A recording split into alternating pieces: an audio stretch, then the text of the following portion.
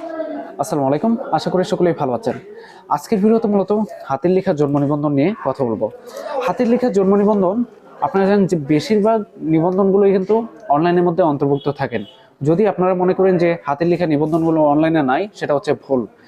এখন আসি যে আপনার হাতের লেখা জন্ম নিবন্ধন আছে এবং আপনি যখন অনলাইনে আসলে সার্চ করতে যান তখন আসলে আপনি পাচ্ছেন না, নট ফাউন্ড দেখাচ্ছে। তো এই ক্ষেত্রে আসলে কি কি সমস্যা বা কি কি কারণে এরকমটা দেখাইতে পারে?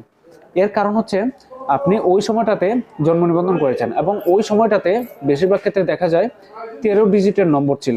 জন্ম নিবন্ধন নম্বরটা 13 ডিজিটের ছিল, বর্তমানে হচ্ছে 17 ডিজিট।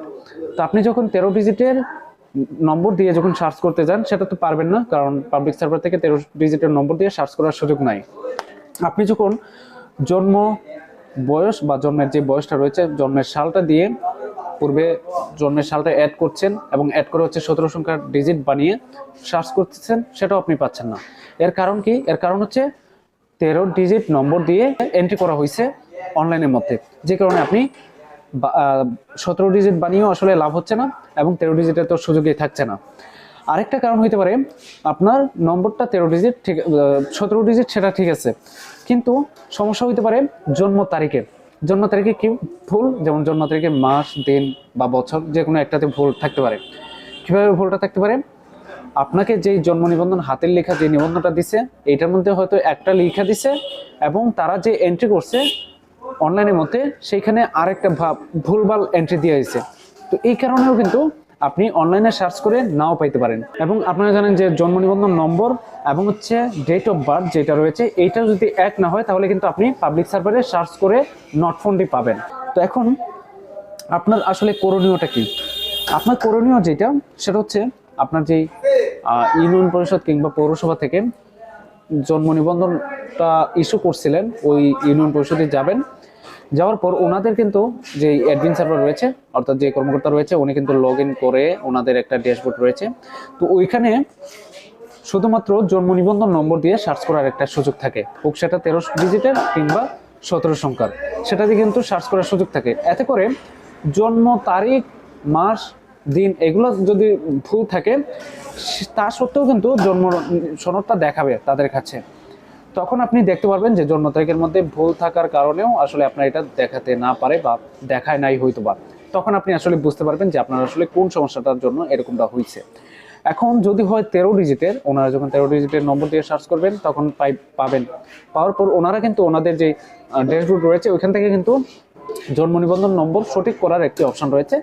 সেখান থেকে যখন সঠিক করবেন তখন কিন্তু আপনার এটি 17 সংখ্যায় রূপান্তর হবে এবং তখন কিন্তু ওই নম্বর দিয়ে আপনি সার্চ করে পাবেন অনলাইনের মধ্যে, যদি 13 ডিজিটের সংক্রান্ত সমস্যা থাকে। এখন ধরেন 13 ডিজিট এবং 17 ডিজিট কোনটা দিয়ে ওনারা পাবেন না বা পাইলেন না, তো এই ক্ষেত্রে ওনারা কি করবেন? ওনাদের কাছে কিন্তু বহি রয়েছে, সেই বহির মধ্যে কিন্তু আপনারা দেখতে পাচ্ছেন যে এখানে নিবন্ধন বহি নং, অর্থাৎ কত নাম্বার বহিতে এটা অন্তর্ভুক্ত রয়েছে বা এন্ট্রি করা হয়েছে, সেই লিস্ট কিন্তু তাদের কাছে আছে। যখন তত নাম্বার বহি ওনারা ওপেন করবেন এবং ওইখানে যখন আপনাদের যে ইনফরমেশনই হোক কিংবা জন্ম নিবন্ধন নম্বরই হোক, সব মিলিয়ে কিন্তু আপনাকে ওই জন্ম নিবন্ধনটা তারা দিতে পারবে বা ওই জন্ম নিবন্ধনটা কিন্তু শনাক্ত করতে পারবে। এখন আসি যে আপনি এগুলা করবেন কেন, যে আপনি খুঁজবেন কেন? আপনি তো নতুন আবেদন করে ফেলতে পারতেন, যে যেহেতু আপনার এটা অনলাইনের মধ্যে আপনি পান নাই। এইটা করবেন এই জন্য যে আপনি যখন নতুন আবেদন করতে যাবেন, এটা আপনি ধরে নিলেন যে এটা অনলাইনের মধ্যে নাই, তা আপনি নতুন আবেদন করে ফেলবেন। নতুন আবেদন করার ক্ষেত্রে আপনি যখন ওনারা যখন রেজিস্টার করবেন, তখন কিন্তু আপনার যে পুরাতন যে জন্ম নিবন্ধন রয়েছে ওইটার সাথে যদি তথ্যগত সম্পূর্ণ মিলমাল থাকে, সেই ক্ষেত্রে কিন্তু ওই জন্ম নিবন্ধন নম্বরটা ধরা খাবে বা শনাক্ত হবে। এবং ওই নিবন্ধনটা যদি শনাক্ত হয়, তখন কিন্তু আসলে ওই নিবন্ধনটা যদি শনাক্ত হয় তখন কিন্তু আপনার এই যে খরচ যে গেল, এটা কিন্তু আপনার মানে এইটা কিন্তু আসলে অফারের যোগ্য। তখন আপনি ওই জন্ম নিবন্ধন যেটা শনাক্ত হয়েছে ওইটাতে যদি ভুলভাল থাকে, সেগুলো আসলে আবারও ঠিক করতে হবে। তো ওই যে ঠিক করার যে ব্যাপারটা, ওই যে খরচটা যাচ্ছে, এটা হচ্ছে এক্সট্রা যাচ্ছে। তো এই জন্য আপনি এটা করবেন, এতে করে আপনার এক্সট্রা টাকা খরচ হবে না। আর এতে করে কিন্তু আসলে কোন ধরনের কোনো, এই যে ওনারা যে সার্চ করবেন, এতে করে যে ওনাকে কোন ধরনের কোনো টাকা পয়সা দেওয়া লাগবে এরকম কিন্তু কোনো বিষয় না, আসলে এটাই ওনার দায়িত্ব।